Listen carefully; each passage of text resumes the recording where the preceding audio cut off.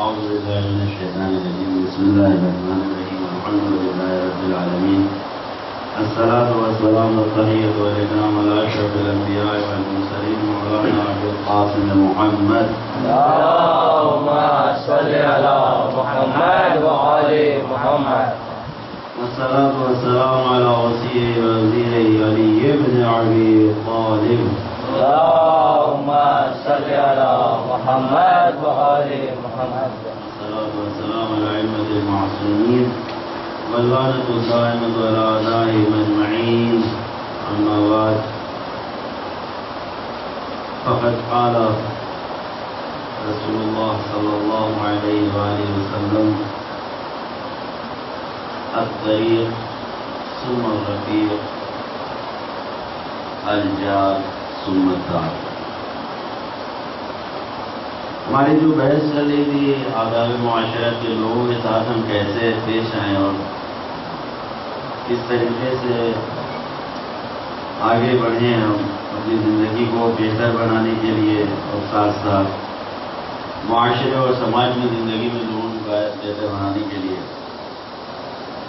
تو اب تک جو بحث آپ کے سامنے ہوئی کہ ایک دوسرے کے حقوق کی رعایت کرنا، سلام اور مصافحے کی گفتگو، خوش اخلاقی اور خوشبوئی اور اچھے چہرے سے پیش آنا، لوگوں کے ساتھ ہم کیسے پیش آئیں، صلہ رحم، مہمان نوازی، ایک دوسرے کی ملاقات، مہمان کے آداب، یہ ساری بحثیں اب تک 6-7 ہو چکی ہیں. اور آج کی جو بحث 8ویں بحث ہے وہ ہماری اس حوالے سے ہے کہ ہمارا پڑوسیوں کے ساتھ ہمارا کیا حال ہے، پڑوسی کے ساتھ ہمیں کس طریقے سے رفتار کرنا چاہیے. پہلا سوال تو یہ ہے کہ کیا ہم نے غور کیا آج تک ہمیں پڑوسی سے تکلیف پہنچی ہے؟ کسی پڑوسی سے کوئی تکلیف ہمیں پہنچی ہے؟ اور پھر دوسرا سوال یہ ہے کہ کیا ہم نے آج تک کسی پڑوسی کو تکلیف پہنچایا؟ یہ دونوں سوال ہیں انسان کے سامنے. ہمیں پڑوسیوں کے ساتھ کیسے رہنا چاہیے، یقیناً اس کو جاننے کے لیے ضروری ہے کہ ہم پڑوسیوں کے حق کو پہچانیں. اسلام میں پڑوسیوں کا مکمل حق قرار دیا گیا ہے،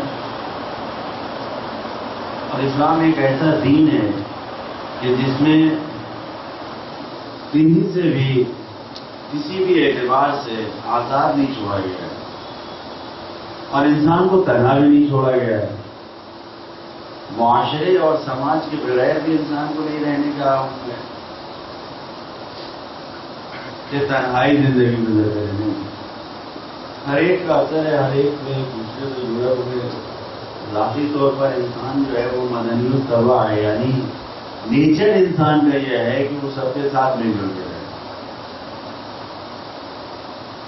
اسلامی کلچر اور اسلامی ثقافت اور اسلامی جو پیغام ہے اس میں ایک دوسرے سے مل کر رہنا یہ ایک اہم پیغام ہے. آج جو ویسٹرن کلچر ہے آپ اس میں جا کے دیکھیں، یقیناً اگر آپ نے سفر کیا ہوگا یورپ کا تو دیکھا ہوگا، میں نے اپنی آنکھوں سے دیکھا ہے کہ 10 سال سے لوگ ساتھ میں رہ رہے ہیں. میں نے پوچھا کہ اس بغل میں جو آپ کے گھر میں رہتے ہیں یہ کہاں کا رہنے والا ہے؟ کہ نہیں معلوم. انہیں اپنے مسلمانوں کا کلچر وہاں بھی ہو چکا ہے. کسی کو نہیں پتا ہے کہ اس بلڈنگ میں اگر 10 آدمی رہ رہے ہیں تو کسی کو خبر نہیں ہے کہ کون رہ رہا ہے، کیسے رہ رہا ہے، کیا ہے. میں نے دیکھا ہم اسٹیڈیم میں تھے، گھر کے اوپر کچھ خاص طرح کی جھنڈیاں لگی ہوئی ہیں. تو جو ہمارے میزبان تھے ہم نے ان سے پوچھا میری جھنڈی کس چیز کی ہے؟ تو فوراً ہی جو انہوں نے موبائل نکال کے کہا دیکھو بڑے والے گھر میں اس میں لڑکا پیدا ہوا ہے اور اس کو گفٹ نہیں چاہیے، لفافہ چاہیے. آپ دیکھیے یہ پیغام یہ ہے کہ مثلا کس حد تک کسی کو پتا بھی نہیں کہ کیا ہے، کچھ نہیں، وہ ایک جھنڈی وہاں لگا دی، وہ جھنڈی میں سب کچھ پہچان ہے کہ یہ جھنڈی کس چیز کی ہے۔ اتنا زیادہ لوگ دور ہیں۔ ہم نے کہا آپ جانتے تھے کہ ان کی ولادت ہونے والی کہ نہیں معلوم؟ کب شادی ہوئی تھی کہ نہیں معلوم؟ پڑوس میں رہنے والے یہ بھی نہیں پتا، صرف ایک بار دیکھ لیا تو اس سے پتا چل گیا۔ یہی حال ہے تقریباً 2-3 جگہوں پر ہم نے دیکھا، جن جگہ پہ ہم رہے، ایک دوسرے سے پڑوسیوں سے کوئی ربط نہیں ہے، کوئی کچھ جاننے والا نہیں۔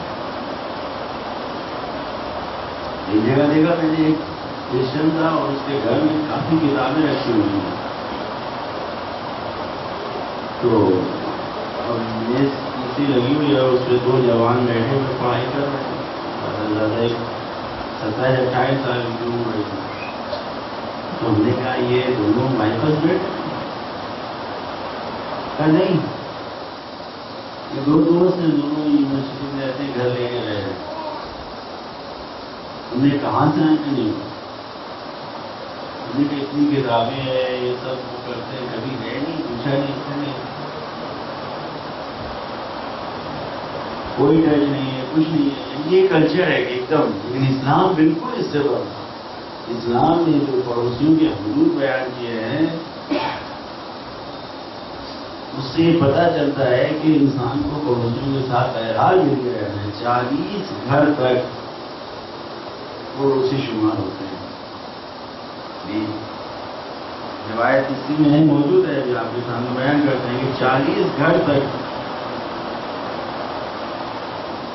آپ جا کے کتابوں میں دیکھیں گے، مختلف روایتوں میں بیان کیا، حسن الجوار اور تعاہد الجیران جو عنوان سے روایتیں بیان کی گئی ہیں، یعنی پڑوسیوں کے ساتھ اچھا اخلاق کرنا اور پڑوسیوں کے ساتھ کیا کیا ہمارے رائٹس ہیں، کیا کیا حقوق ہیں۔ اس روایت سے بہت زیادہ روایتیں ہمارے یہاں کتابوں میں موجود ہیں۔ اس لیے اندازہ لگتا ہے کہ کتنی اہمیت اور کتنا اس کے اوپر توجہ دلائی گئی ہے، اس کو بیان کیا گیا ہے۔ اور جتنا زیادہ انسان کے اندر اسلامی اخوت اور اسلامی برادری اور اسلامی تعلیمات بیدار ہوگی، اتنا ہی زیادہ یہ ساری چیزیں انسانوں کے درمیان رائج ہوں گی۔ اور جتنا زیادہ انسان اسلامی تعلیمات سے دور ہوتا جائے گا، اتنا زیادہ ان چیزوں سے دور ہوتا جائے گا۔ اور یہ انسان فطرتاً ایسا ہے کہ اس کو کچھ چاہیے، جو انسان کے اندر کی جو بھوک اور پیاس ہے، جو کہ کچھ نالج چاہیے، کہیں ملنا چاہیے کہیں سے، اگر صحیح نالج نہیں ملے گی تو غلط نالج کو حاصل کرے گا، اگر صحیح عبادت نہیں ملے گی تو غلط طریقہ اختیار کرے گا۔ آج آپ کو کیا معلوم ہے کہ جو آپ ہندوستان میں رہتے ہیں، اس کو آپ کو اس لیے آپ کو یہاں کے مذہب و دین کی قدر نہیں ہے، اس کی قدر معلوم کرنا ہو جاتے کہ جب سوویت یونین جو تھا پہلے، جس وقت اس کے ٹکڑے ٹکڑے ہوئے اور روس بن گیا، اور اس کے بعد مختلف الگ الگ کنٹریز بن گئی، وہاں پر جا کے دیکھیں کتنی تیزی سے ہندو مذہب پھیلایا جا رہا ہے، اور صرف کس چیز کے ذریعے؟ یوگا کے ذریعے۔ یوگا کی تعلیمات، یوگا کتاب حکومت نے دیکھا، ایک طالب علم تھا، اس کے پاس دیکھا تو تصویر ایسی لگی جیسے آپ نے ترکی زبان میں لکھی ہوئی کتاب، میں نے کس چیز کی کتاب ہے؟ تو کہا یہ ہندی کی لکھی ہوئی ہے۔ میں نے کہا کہ ہندی کی لکھی ہوئی مجھے معلوم ہے، تصویر سے پتہ چلتا ہے کہ ہندوستانی۔ ہم نے یہ ہے کیا؟ تب اس نے بتایا کہ یوگا ہے۔ میں نے یوگا کیا ہے؟ میں نے کہا یہ آسمانی تعلیمات ہے۔ میں نے کہا آسمانی تعلیمات ہے، یوگا ہمیں ملنے والا۔ تو کہا ہمارے ملک میں بہت زیادہ ہی پایا جاتا ہے۔ پھر ہم نے الگ الگ کنٹریز کے جو بچے تھے وہاں ان سے پوچھا تو ان کے یہاں یہ یوگا پھیلایا جا رہا ہے، اس کے ذریعے سے کو پھیلایا جا رہا ہے۔ وجہ کیا ہے؟ جب وہ کمیونسٹ دور میں تھے تو ان کو دین مذہب ہر چیز سے الگ رکھا گیا۔ اب ان کو اپنے عبادت اور اپنی کمی جو ہے، اس کو پیاس جو اندر سے ہے، جو دنیا میں الجھ کے رہ گیا تھا، اس کو کوئی نہ کوئی ایسی معنویت طاقت چاہیے، کچھ نہیں مل رہا ہے، تو اتنی تیزی سے یوگا پھیلایا گیا۔ کہ وہ اسی میں جا کے ظاہر ہے کہ انسان کو سکون ملتا ہے، آنکھ بند کر کے بیٹھ جائے 10 منٹ دیکھیے سکون ملتا ہے، اور طرح طرح کے یوگا کے جو آئٹمس ہیں وہاں پکائے جائیں۔ پڑھے لکھے لوگ اس کی طرف آ رہے ہیں، کیوں؟ اس لیے کہ ان کے مذہب میں، ان کے دین میں ان کو کچھ نہیں مل رہا ہے، تو جہاں جو مل رہا ہے وہ آ رہے ہیں۔ تو یہ بہرحال اسلامی تعلیمات، جتنا زیادہ انسان ان تعلیمات سے دور ہوگا اتنا زیادہ وہ تنہائی کی طرف جائے گا۔ اسی لیے میں نے شروع میں کہا کہ رسول اللہ نے فرمایا مولا کائنات کی یہ حدیث ہے، اور یہ حدیث اس وقت آپ نے ارشاد فرمائی ہے کہ جو اپنے دونوں بیٹوں کو جو خط لکھا ہے اس میں ہے، امام حسن علیہ السلام سے وصیت کرتے ہوئے آپ نے ارشاد فرمایا مولا کائنات نے سل عن الرفیق قبل الطریق وعن الجار قبل الزاد، جب بھی تمہیں کوئی سفر کرنا ہے تو پہلے سفر کرنے سے پہلے، راستہ اختیار کرنے سے پہلے راستے کے ساتھی کے بارے میں پوچھو کون ہے، کس کے ساتھ جا رہے ہو، اور اس کے بعد جب راستے کا ساتھی اختیار کر لیا پھر راستہ چنو۔ اور پھر دوسرے جملے میں ارشاد فرمایا مولانا وعن الجار قبل الدار، اپنا گھر اختیار کرنے سے پہلے تم کہاں پر گھر کرایہ پہ لے رہے ہو، تم کہاں پر گھر خرید رہے ہو، پہلے جا کے دیکھو پڑوسی کیسے ہیں۔ اللہ اکبر، کتنا دین کے اوپر ہماری توجہ، کتنی باریک چیز ہے، ہم اس کو سوچتے ہیں تو یہ دیکھتے ہیں سستا کا مل جائے، نسل ہماری خراب ہو جائے، جہالت میں ہمارے بچے پڑ جائیں، اس کی ہمیں پرواہ نہیں ہے۔ پڑھے لکھے محلے میں 500 روپے مہنگا گھر مل رہا ہے وہ نہیں لیں گے، 500 روپے سستا جائز محلے میں گھر لے لیں گے۔ مولا فرمان ہے کہ پہلے جب بھی تمہیں گھر لینا ہے تو پہلے سوال کرو، پوچھو کس کے بارے میں، پڑوسی کیسے ہیں، تب گھر خریدو، گھر لو۔ اور یہی نہیں ہے، اس کے بارے میں متعدد حدیثیں ہیں کہ اگر انسان کے پاس اچھا پڑوسی ہے تو یہ ایک ایسی نعمت ہے کہ جس کے بارے میں انسان سوچ نہیں سکتا۔ اور انسان اگر اچھا پڑوسی رکھتا ہے تو اس کو خوش ہونا چاہیے اور خدا کا شکر ادا کرنا چاہیے کہ اچھے پڑوسی سے انسان کی زندگی سنور جاتی ہے۔ انسان کو سکون جب ملتا ہے تو اس کی عمر میں بھی اضافہ ہوتا ہے، اس کے دوسرے عمر میں بھی۔ مولا کائنات ہی نے فرمایا من حسن جوارہ کثر جیرانہ، آپ ارشاد فرماتے ہیں کہ جس کا پڑوسی نیکی ہے، نیک ہے، جس کا پڑوسی نیک ہے تو آپ نے فرمایا کثر جیرانہ، تو اس کے پڑوسی بہت زیادہ ہو جاتے ہیں۔ یعنی جب اس کے پڑوسیوں کے ساتھ رفتار نیک ہے، حسن جوارہ، اچھے اخلاق سے پیش آ رہا ہے، اچھے کردار سے پیش آ رہا ہے تو اس کے پڑوسی زیادہ ہو جاتے ہیں۔ جب پڑوسی زیادہ ہوتے ہیں، بیوی کا پروگرام تو اس میں ایک محترمہ نے یہ سوال کیا کہ ہمارے سارے پڑوسی ان سے دشمنی رکھتے ہیں، ہم نے سوچا تو اس کا سوال تھا اس بچی کا، ہم نے اپنے بارے میں بھی غور کرنا چاہیے۔ ہر آدمی آخر ہم سے ناراض کیوں رہے گا، ہر آدمی ہم کو دیکھ کے راستہ کیوں کٹ جاتا ہے، اس کا مطلب بھی سب غلط نہیں ہے، ہمارے اندر کوئی غلط ہے۔ ہم یہ سوچ رہے ہیں کہ ہر آدمی سب کو برا سمجھ ہے، ایسا نہیں ہے، یہ برا ہے، کوئی ہمارے اندر کوئی کمی پائی جا رہی ہے کہ جس کی وجہ سے کوئی ہم کو سلام کرنے کو تیار نہیں، کوئی ہمارے سامنے سے راستہ چلنے کو تیار نہیں ہے، جو بھی مل رہا ہے لڑائی کیا جا رہا ہے، اس کے اندر بھی کچھ کمی ہمارے اندر ہے۔ ہمیں اپنے آپ کو سمجھنا یہ نہیں سوچنا چاہیے کہ ہر انسان ہوتا ہے، ہر انسان غلط ہے۔ اسی طریقے سے چھٹے امام نے اپنی ایک حدیث میں ارشاد فرمایا، حضرت امام جعفر صادق علیہ السلام نے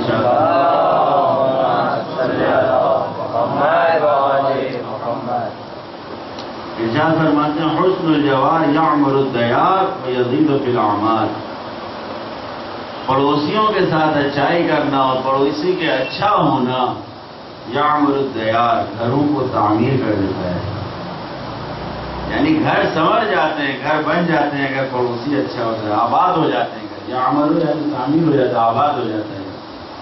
اگر پڑوسی اچھے ہیں تو گھر آباد ہو جاتے ہیں۔ وَيَزِيدُ فِي الْأَعْمَارِ، اور اگر پڑوسی اچھے ہیں تو انسان کی عمریں بڑھ جاتی ہیں، انسان کی عمریں بڑھ جاتی ہیں انسان پڑوسی کے اچھے ہونے سے۔ یقیناً آپ ان دو حدیثوں کے بارے میں دیکھیں تو کتنا اچھا، یعنی کیا نتیجہ کیا نکلتا ہے، یعنی انسان کو پڑوسیوں کے ساتھ اچھا رفتار کرنا چاہیے، اچھی رفتار کرنا چاہیے، اچھا کردار پیش کرنا چاہیے۔ اور یہی نہیں، تعلیمات کے ساتھ ساتھ ضروری ہے کہ انسان اس کے اوپر عمل کرے۔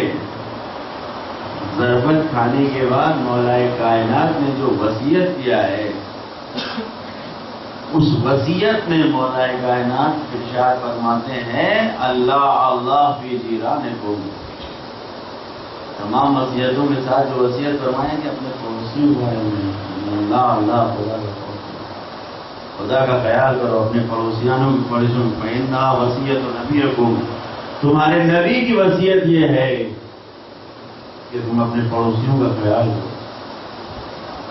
ما زال یوصی بہم حتی ظننا انہ سیورثہم، اتنی وصیتیں نبی نے کیا ہے، اتنی نصیحتیں پڑوسیوں کے بارے میں کیا ہے نبی نے کہ ہم لوگ یہ گمان کرنے لگے کہ نبی پڑوسیوں کو وراثت میں بھی حقدار بنا دیں گے۔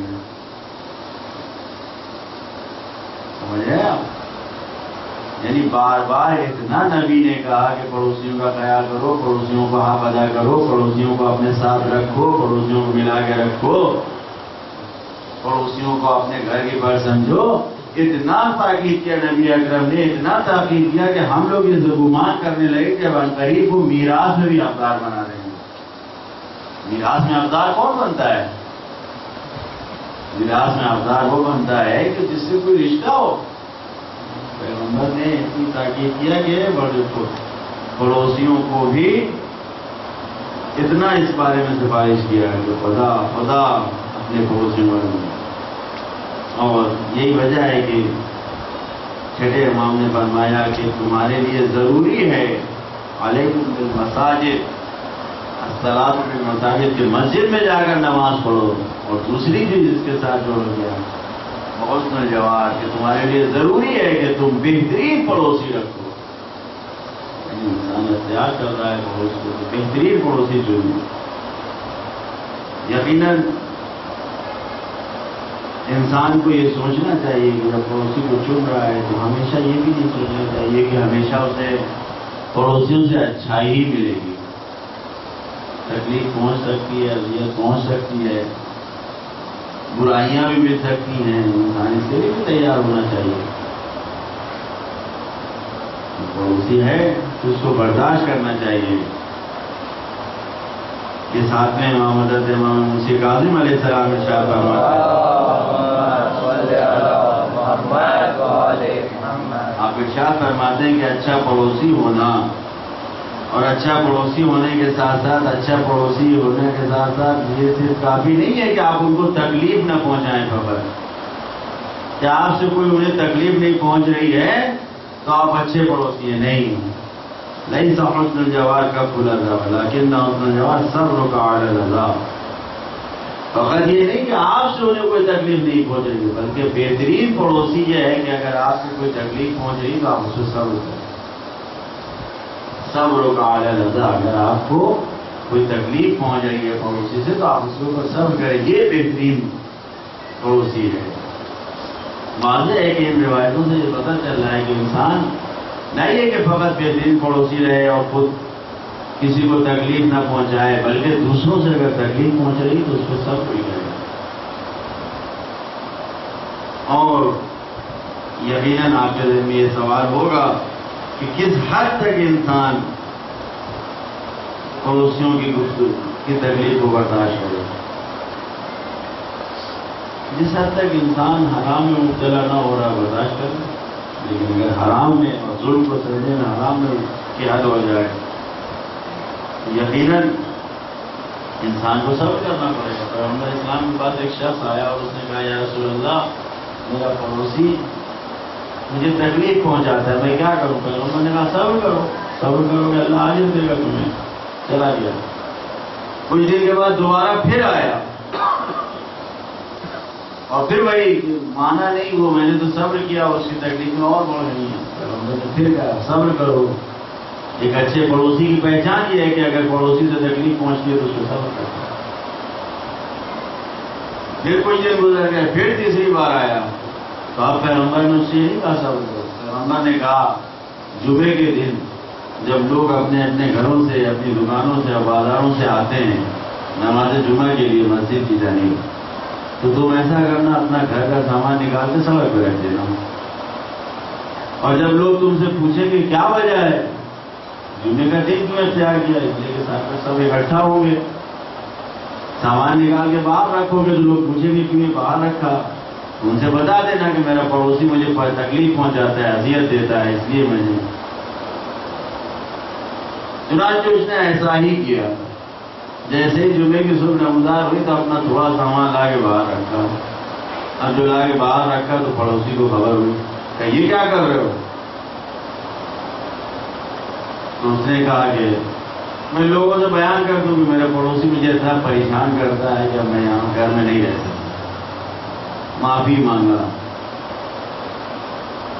اور دونوں میں یہ معاہدہ ہوا، آپس میں پیکٹ کیا کہ نہیں آپ کبھی آج کے بعد سے پھر تمہیں تکلیف نہیں پہنچائیں گے اور گھر میں سامان واپس لے. یعنی اگر انسان برداشت کر رہا ہے برداشت کرتے کرتے منزل یہ آ گئی، جب حد سے تجاوز کر گئے تو پیغمبر نے بھی کہا کہ انسان کو جب اپنی عزت کا خیال آیا تو اب عزت کو بچانے کے لیے اس نے فوراً پڑوسی کا خیال کیا اور اپنے پڑوسی کے ساتھ مفاہمت کیا کہ اب تمہیں کوئی تکلیف نہیں پہنچے گی. یقیناً مولا کائنات کی حدیث ہے من المروت تعاہد الجیران، انسان کی جوان مردی اور انسان کی بلندی اور برتری اس بات سے ثابت ہوتی ہے کہ پڑوسیوں کے ساتھ اچھے حسن سے پیش آئے، ان کے ساتھ معاہدہ کرے، ان کا خیال کرے. اور دوسری حدیث میں 5ویں امام نقل فرماتے ہیں والتعاہد للجیران من الفقراء واہل المسکن والغارمین واليتیم، کہ تم ان کا خیال کرو، اس کا جو تمہارے پڑوسی ہیں، جو فقیر ہیں، جو غربت و مسکنت میں ہیں، جو گھاٹے میں ہیں، ان کو نقصان ہو گیا ہے، خسارے میں مبتلا ہے، بزنس ٹوٹ گیا ہے، یتیم جو ہیں ان سب کا خیال کرو، یہ تمہارے اوپر واجب ہے. اور پیغمبر اسلام کی یہ حدیث کہ جس میں انسان کو ایمان کا حوالہ دے کے پیغمبر بیان کریں، ما آمن بھی، وہ شخص میرے اوپر ایمان نہیں لایا، وہ شخص میرے اوپر ایمان نہیں لایا. کون شخص یا رسول اللہ؟ من بات شبعانا وجارہ المسلم جائے، کہ جو خوش کھا پی کر شکم سیر ہو کر سو رہا ہے، رات تو اس نے پیٹ بھر کے گزار دیا لیکن اس کا پڑوسی بھوکا رہ گیا. یعنی اگر ہمارا پڑوسی بھوکا سو گیا اور ہم پیٹ بھر کے کھانا کھا کے سوئے، پیغمبر کہہ رہے ہیں کہ ماں آمن ابھی ہم پر ایمان نہیں لایا، اسی کا حد ہے. اور پھر یہ کہ یہ سوال کی حد الجوار کتنا ہے، پڑوسی کا حد کتنا ہے؟ 40 دارا من کل جانب من بین یدیہ ومن خلفہ وعن یمینہ وعن شمالہ، 40 گھر تک. یہ روایت میں 5ویں امام نے فرمایا جب ان سے پوچھا گیا کہ پڑوسی کا حق کتنا ہے، کہا 40 گھر تمہارے گھر سے، دائنی طرف، بائیں طرف، سامنے، پیچھے، 40 گھر کو گن لو، 40 گھر تمہارے پڑوسی ہیں. یعنی انسان 40 گھر تک اگر اپنے پڑوسیوں کا خیال نہیں رکھتا اور ان 40 گھر میں کسی کے اگر کھانا نہیں اور ہمارے یہاں کھانے کا موجود ہے، ہم نے خیال نہیں کیا تو ایمان نہیں لایا. یہیں سے جو لوگ پوچھتے ہیں کہ مسجد کا پڑوسی کتنا ہے، تو مسجد کا پڑوسی بھی یہی 5ویں امام نے آج بیان کر دیا مسجد کے دائنے بائیں سامنے پیچھے 40 گھر مسجد کے پڑوسی شمار ہوتے ہیں، اور جو مسجد کے پڑوسی ہیں پھر ان کے لیے نماز گھر میں نہیں ہے، ان کے لیے ضروری ہے کہ مسجد میں جا کے نماز ہو۔ عزیزان گرامی، غور کرنا چاہیے ہمیں ان باتوں پہ۔ یقیناً انسان کی سعادت کے لیے تنہا یہ نہیں کافی ہے کہ اچھے اخلاق سے فقط پیش آئے، بلکہ ہر اعتبار سے خیال رکھنا چاہیے، دیکھنا چاہیے کہ کوئی پڑوسی ہمارا تکلیف میں تو نہیں ہے، اذیت میں تو نہیں ہے۔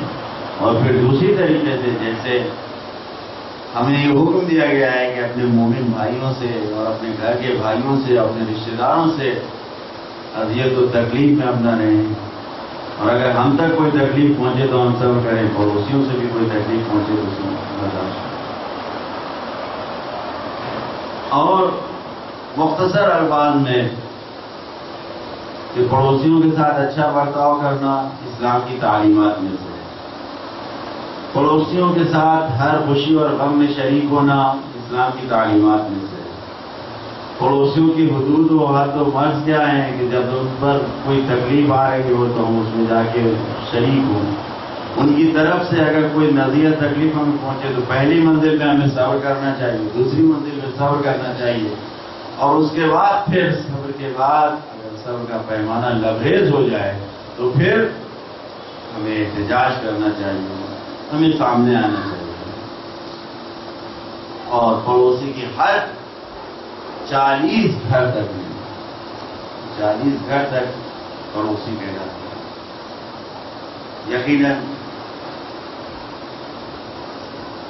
اللہ سے ہمیں اس بات پر دعا کرنا چاہیے، اور توفیق وہی بات جان دیجیے کہ کسی بھی کام کا ارادہ کیجیے تو پہلی چیز یہ ہے کہ اہل بیت کو وسیلہ بنائیے، بغیر اہل بیت کے وسیلے کے کوئی کام میں کامیابی نہیں ہے۔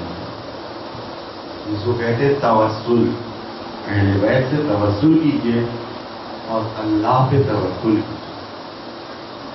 دنیا کا کوئی کام ایسا نہیں ہے کہ جس میں اگر آپ اہل بیت سے وسیلہ کریں گے، اہل بیت کو وسیلہ بنائیں گے اور اللہ پر توکل اور بھروسہ کریں گے، دنیا کا کوئی کام ایسا نہیں ہے کہ جو آپ کے ہاتھوں انجام نہ ہو۔ یقیناً ہمیں کوشش کرنا چاہیے کہ تعلیمات اسلامی کے مطابق بہترین پڑوسی اور بہترین ہمسایہ بن کر ثابت ہو سکیں، کہ جس سے اسلام کی تعلیمات کو ہم پھیلا سکیں۔ آج کی شام یہ شام شہادت امام محمد بقی علیہ السلام ہے۔ یقیناً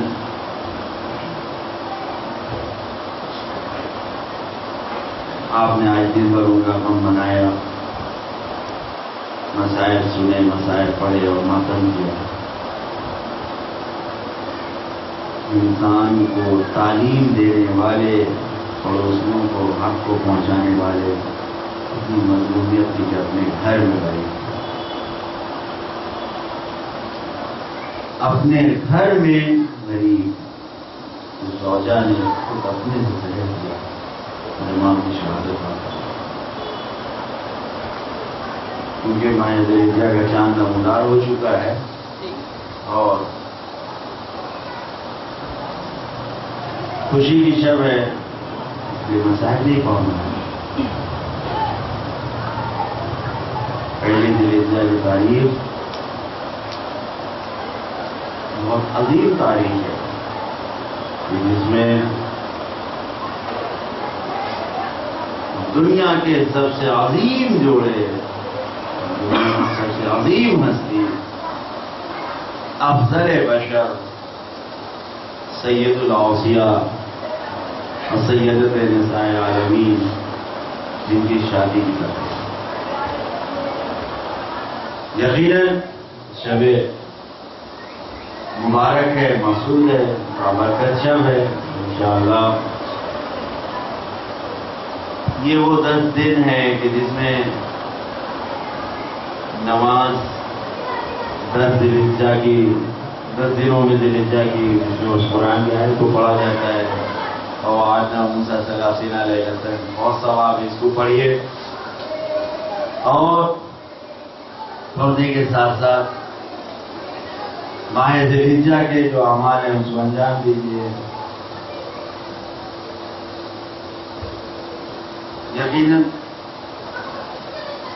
ہمیں غور کرنا چاہیے کہ یہ جو تاریخیں ہیں، جو تعلیمات میں بیان کی گئی ہیں ہمیں لیے، یہ ایسے نہیں ہیں، یہ ہمیں اہل بیت سے قریب ہونے کے ذریعہ دیا گیا ہے۔ ان تاریخوں کو ہم یاد کریں، خوشی منائیں، اور جب ہم خوش ہوں گے تو ان کی خوشیوں سے آگاہ ہوں گے تو خود ہمیں خوشی ملے گی، اور جب ہم اہل بیت کی خوشی میں خوش ہوں گے تو اس میں شک نہ کیجیے کہ اہل بیت ہم سے خوش ہوں گے۔ اور جب ہم کسی سے خوش ہوتے ہیں تو ہماری کیا سیرت ہوتی ہے؟ ہم جب کسی کی خوشی سے خوش ہوتے ہیں یا کسی سے خوش ہو جاتے ہیں تو پہلی منزل میں ہمارے ساتھ یہی ہوتا ہے کہ ہم اس کو دعائیں دیتے ہیں، دعائیں دیتے ہیں یا نہیں دیتے؟ اور آگے بڑھ جاتے ہیں اگر خوش ہوتے ہیں، اور اگر اللہ نے ہمیں کچھ دیا ہوتا ہے تو دعاؤں کے ساتھ ساتھ کچھ ہدیہ تحفہ بھی اسے دے دیتے ہیں خوشی میں۔ تو ہمارے جیسے عام گناہگار انسانوں کی سیرت ہے۔ ہم اہل بیت کی خوشی میں اگر خوش ہوں گے تو کیا اہل بیت ہمیں عید نہیں دے؟ ان کی طرف سے دینے میں کمی نہیں ہے، ہمارے ظرف میں، ہمارے برتن میں کمی ہے۔ یقیناً خوشیوں کو ہمیں باقاعدہ خوشی کے طور پر منانا چاہیے، ولادت یا دوسری خوشی، مثلا موبائلہ کی خوشی ہے، فطیر کی خوشی ہے، عید فطیر ہے، عید قربان ہے، عید فطر ہے، ائمہ معصومین کی ولادتیں ہیں۔ اس میں ہمیں بہانہ نہیں لانا چاہیے کہ کوئی شب لگ گئی یا کوئی نہیں، ولادت کی شب اور ولادت کی خوشی اور دوسری خوشی میں خوشی منانا چاہیے۔ اور جو شب شہادت آ جائے، ایام شہادت آ جائے تو اس میں بھی خوشی نہیں منانا چاہیے، غم منانا چاہیے۔ ان کی خوشی میں خوش ہونا، ان کے غم میں غم منانا، یہ شیعوں کی پہچان ہے۔ شیعتنا خلق من فاضل طینتنا، ہمارے شیعہ ہماری بچی ہوئی مٹی سے پیدا کیے گئے ہیں۔ یفرحون لفرحنا، وہ ہماری خوشی سے خوش ہوتے ہیں۔ یحزنون لحزننا، اور ہمارے غم سے غمگین ہوتے ہیں۔ یقیناً مبارک شب ہے، آئیے مل جل کر دعا کریں کہ اس مبارک شب کی برکت سے خداوند عالم اہل بیت کی محبت اور اہل بیت کی معرفت اور اہل بیت کی اطاعت ہم سب کے دلوں میں پہلے سے اور زیادہ بڑھا دے۔ آمین۔ خدایا تجھے محمد والے محمد کا واسطہ، ان بابرکت ایام کا واسطہ، ہمیں دین اہل بیت اور تعلیمات اہل بیت سے روز بروز آشنا فرما۔ خدایا جب تک زندہ ہیں ہم اہل بیت کی تعلیمات کے مطابق تیرے دین پر صحیح طریقے سے زندگی گزار سکیں۔ خدایا اگر ہماری زندگی میں کوئی ایسا لمحہ بھی آ جائے کہ شیطان کی تعلیمات ہماری زندگی میں آ جائے اور ہم اہل بیت کے راستے سے بھٹک رہے ہو، خدایا اس وقت کے آنے سے پہلے ہمیں اس دنیا سے اٹھا لینا۔ خدایا تجھے محمد والے محمد کا واسطہ شیعہ نے حیدر کرار کی حفاظت فرما۔ خدایا جو پریشان حال ہیں کسی بھی اعتبار سے، ان کی پریشانیوں کو حل فرما۔ جو جوان تعلیمات کے لیے پریشان ہیں، ایجوکیشن کے لیے، جو جوان گھروں کے لیے پریشان ہیں، رہنے کے لیے پریشان ہیں، جو جوان شادی کے لیے پریشان ہیں، خدایا ہر قسم کی ان جوانوں کی پریشانیوں کا حل فرما۔ خدایا شیعہ نے حیدر کرار جو اس دنیا میں مختلف اذیتوں تکلیفوں میں ہیں، شام، بحرین، پاکستان، لبنان، عراق، جہاں جہاں بھی، یمن، جہاں جہاں بھی، خدایا ان کی پریشانیوں کا حل کرتے ہوئے ان کی حفاظت فرما، ان کے دشمنوں کو نیست و نابود فرما۔ خدایا اس مبارک شب کی عیدی یہ قرار دے کہ شام سے وہ دشمن جو روزوں پہ نظر جمائے انہیں نیست و نابود کر دے۔ خدایا ہماری آج کی روزی اور عیدی یہ قرار دے کہ ہمیں اہل بیت اور چارہ معصومین کی مقدس بارگاہوں کی بار بار زیارت نصیب فرما۔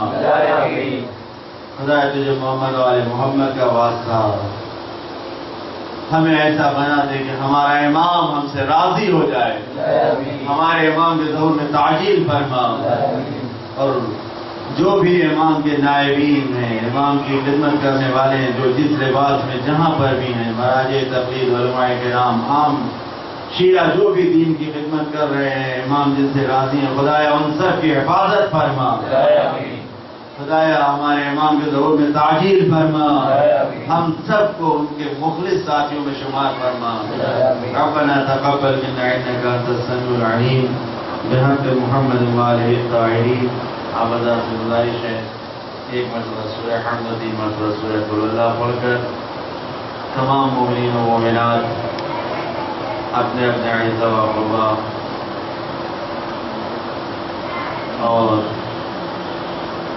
جو لاوارث جن کا کوئی وارث نہیں ہے دنیا چاہے ان سبھی لوگوں کو بخش دیں اور ساتھ میں منقبت کے چند اشعار بھی سماعت کرنا۔ محمد صلی اللہ علیہ وسلم۔